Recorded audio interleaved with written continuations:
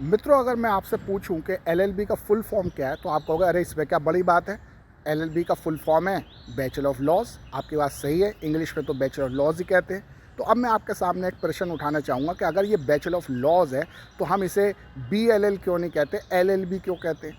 और अगर ये बैचलर ऑफ लॉज है तो फिर हम इसको सिंगल एल से काम क्यों नहीं चलाते, बीएल क्यों नहीं कहते, एलएलबी क्यों कहते? तो इस प्रश्न का उत्तर आपको ढूंढने के लिए चलना पड़ेगा लैटिन भाषा के अर्थ में। एक्चुअल में एलएलबी जो टर्म है ये लैटिन भाषा की टर्म है और एलएलबी का मतलब लैटिन भाषा में है लीगम बैक्लोरियस। लीगम बैक्लोरियस।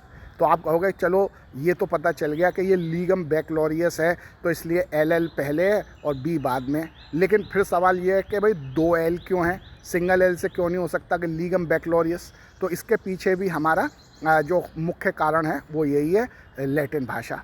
लैटिन भाषा में सवाल जो उनका ग्रामर का जो प्रिंसिपल है, ग्रामर का जो नियम है वो ये है कि अगर किसी प्लूरल को हम शॉर्ट फॉर्म में लिखें तो उसे दो बार लिखते हैं। तो जो लीगम शब्द है वो एक्चुअल में प्लूरल है और उसका सिंगुलर है लेग्यूम। तो लीगल क्योंकि लीगम क्योंकि एक प्लूरल टर्म है तो इसलिए जब हम उसे शॉर्ट फॉर्म में लिखते हैं तो इसलिए डबल एल लिखते हैं।